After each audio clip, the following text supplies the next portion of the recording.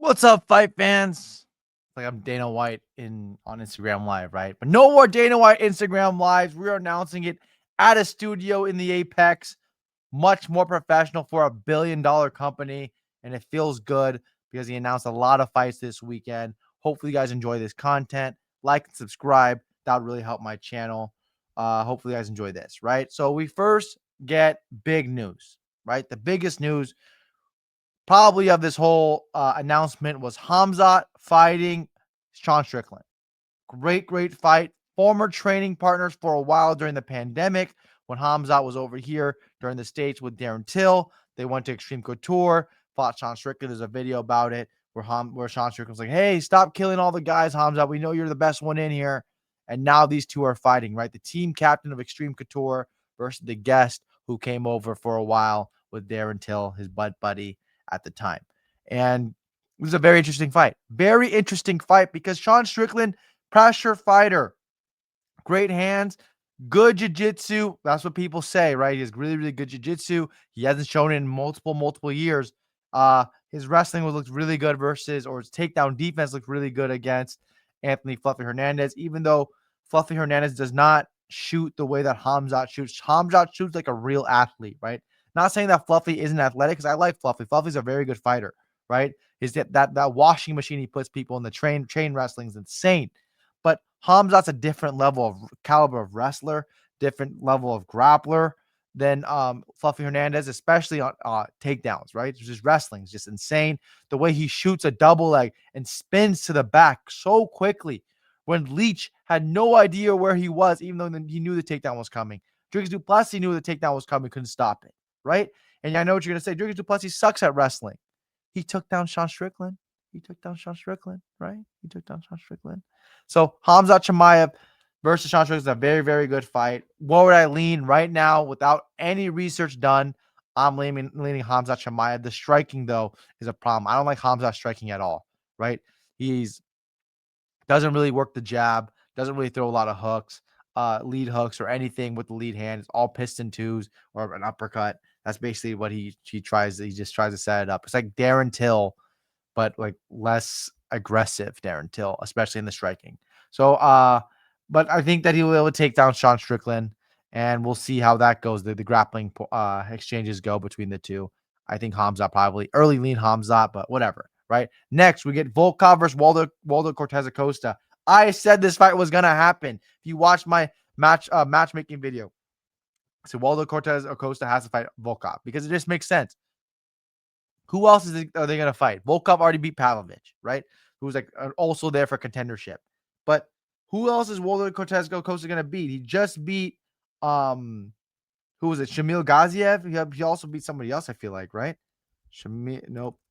Waldo. So he beat a lot of these guys, and he's fighting often, so people know his name. This is what I've been telling these fighters, especially heavyweights. Fight a lot. You don't cut a lot of weight. Why aren't you fighting more? It makes no sense. Oh, he beat Derek Lewis. Yeah, and then Ante Delia. Yeah, not in order, but yeah, Delia, Gaziev, and then Lewis. But he fights a lot. It keeps everybody remembering him and say, "Oh, this guy deserves a title shot because he's fighting."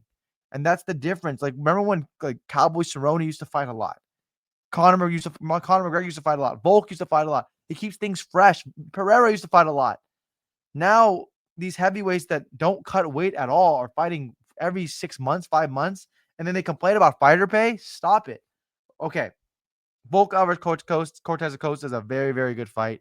The boxing of Acosta versus Volkov's kicks. Teep kick is nasty. His grappling is good too. Volkov has been doing a lot of grappling tournaments. When he's on top, he is definitely a motherfucker. You saw it versus Taito Iwaza with zero grappling. Good enough grappling to stop Talison Teixeira, who we'll talk about later in this video. But again, great matchmaking there by me and by the UFC getting Volkov versus Waldo Cortez Acosta. This is like a contender fight because the winner of Pereira versus Gane is going to fight Aspinall. And then the winner of Aspinall versus Pereira or Gane is going to fight Volkov or Costa. So it's a contenders fight. Next, Sean Brady versus Joaquin Buckley. That was already announced a while ago. That's a very good fight to have. Buckley can't stop a takedown to save his life. But Buckley can hurt Sean Brady. Sean Brady, if he gets hurt, he turtles up. He doesn't like getting punched in the face. Who really does though? That's a great fight to have at 170. It's like both of them lost, right? Raheem Buckley lost, Sean Brady lost. Let's get the UFC loves to do that. Give somebody a win. Let's get them back in motion. Let's have someone else get a 2-fight skid.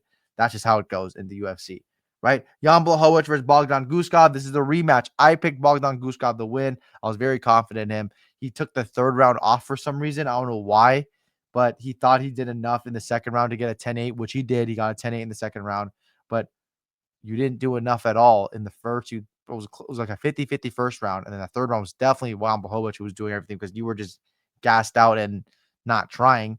And Jan Blachowicz and Guskov are now running it back. I'll probably lean Guskov again. I think he's better than Jan Blachowicz.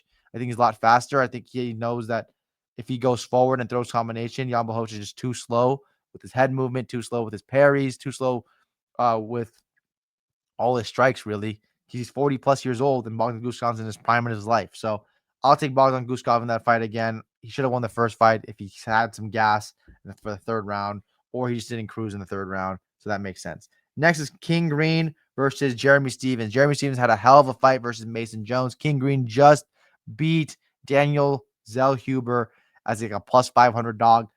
Bobby Green's I mean, this is gonna be a fun fight. You already know it's gonna be a very fun fight. It's gonna be a violent fight. I mean, we just say the same thing about Max Holloway versus Charles Oliveira, right? Am I right? Am I right?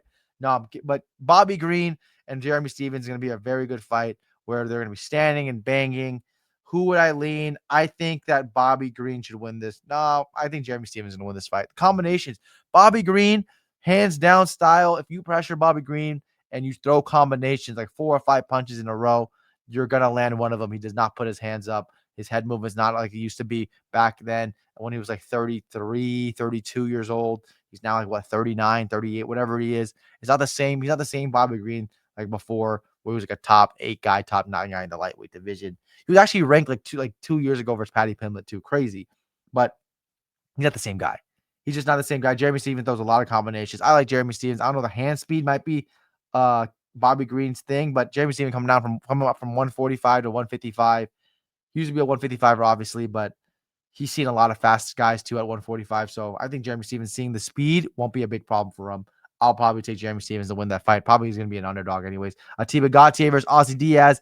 Obviously a great fight. Atiba Gautier is going to probably destroy Ozzy Diaz. That's just basically what it is. But yeah, Sean Strickland versus Khamzat. Great matchmaking.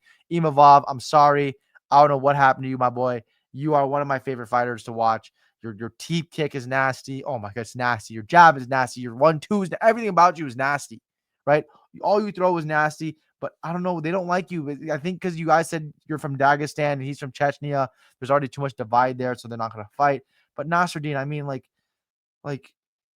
Dagestan ain't paying your bills, my boy. They ain't paying your bills. Like, you got to become a champion to become recognized in France, right? Be the first French UFC champion, not interim like Cyril Gane, but French undisputed champion.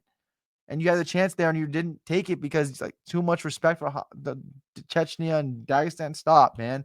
Everybody has conflicts with everybody, right? What if Drew Dober's like, I'm not gonna knock any more black people out because the whites and blacks hate each other?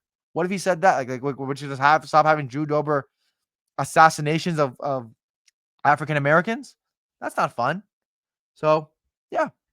Next, we have Aljamain Sterling versus Yusuf Zalal for April 25th. I don't know if this is a main event, but this is a great fight. I mean, I honestly, people probably think Yusuf Zalal. I think Aljamain Sterling might win this fight. I think Aljamain Sterling, even though Yusuf Zalal is quick, Aljamain Sterling, if he takes this guy down, will have problems. I mean, he doesn't need to take him down either. He can just climb the back the way he does. Yusuf Zalal also has good grappling, but Aljamain Sterling, former champion, he's a very good fighter. This is a very good fight to see, right? Very good fight to see.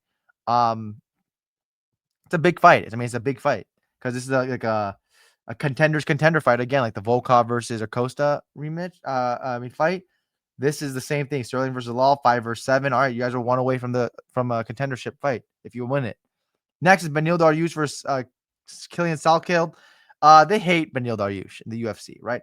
So remember when Ali Abdelaziz was like, "Oh, Connor, if you want a chance to fight Islam, you need to fight Beneil Dariush first and give him, and then you have to show you're worthy because I know Beneil Dariush is way better than you." If Conor McGregor fought Beneil Dariush with one leg, Conor McGregor would have destroyed Beneil Dariush. I don't care. His wrestling's not good enough to take somebody down. I'll tell you that right now. And he leaves his chin wide open, right? It's up. It's way up. It's hanging. It's hanging on a freaking poster, his chin, ready to get decapitated. Arman Sarukian, not a knockout guy, decapitates him. Benoit Saint Denis, not a knockout guy with his hands, decapitates him, right? He's been losing by KO a lot, and that's just not good to see. He beat Renato Moicano, yes, but he's been losing by KO a lot. And Killian Salkeld, I mean, this guy's very good everywhere. He's a very talented fighter. I think he's going to beat Beneil Dariush pretty easily. I think that it's not even a fair fight. He has good BJJ, good wrestling, good judo throws, very good striking, a nice head kick. He's good, Killian Salkeld. Will it be a first-round KO? I mean, if he connects, Beneil Dariush is chinny right now. He's just too old for this. Like I said, Conor McGregor, if he would have fought him, smoked him. He would have smoked him badly. But again, great fight. RIP Beneil Dariush. May 2nd. I've just probably send my condolences to his family. Yeah. Next is Arnold Allen versus Mekuzul Costa. I mean, Arnold Allen went from like the next guy, future champion, right? Just beat Dan Hooker, future champion, Arnold Allen. Then he lost to like Matt Holloway. Then he lost again to somebody else. Who did he beat? Giga Chikadze. And then he lost to Gene Silva. So he's not really winning anymore, right? Like, and that's sad to see because he is a good fighter. I like him. He lost to Evloev. That's who it was. And he lost 3 out of 4. Now he's fighting Costa, who's on a hot streak. He fights very often. Costa, again, if you fight often, you're a prelim guy, or if you're even a main event, like a heavyweight or like a heavyweight guy, like fight as often as you can because the UFC rewards people that fight often. And Costa, if you're fighting number 8 Arnold Allen, and you're number 12, they'll give you the opportunities to become a big star. And Costa, are you gonna win this fight? I mean, I'm not doubting you anymore. I doubted you versus Morgan Charrier. Then I picked you versus Dan Ige, and I'm like, this guy's legit. He has good striking. He has good BJJ. I mean, Steve Garcia finished him though, but I did not rate Steve Garcia high either. But yeah, it's good. It's a good fight. I mean, it's a good fight. What else are you gonna say? Song Yadong versus Figueiredo. Figueiredo's just looking for a check, man. I mean, his career's over. He's too small. He doesn't even make weight anymore. He just wants to fight as much as he can because he knows my career's coming to an end. He's like a Jessica Andrade, right? Jessica Andrade at a point, she just didn't care anymore. She was looking fat, love handles, and she didn't care about fighting. But she just cared about getting the paychecks to pay off her houses, right? And that's why she was spreading her ass for OnlyFans.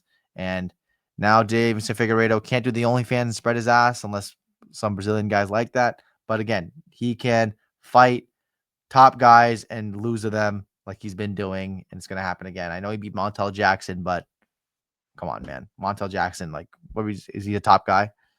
Yeah, he fights Song 5 versus 7. Song's on has a loss. Davis Figueiredo's coming off a loss. Have him get a win. UFC love doing that, like I said. That's going to be good.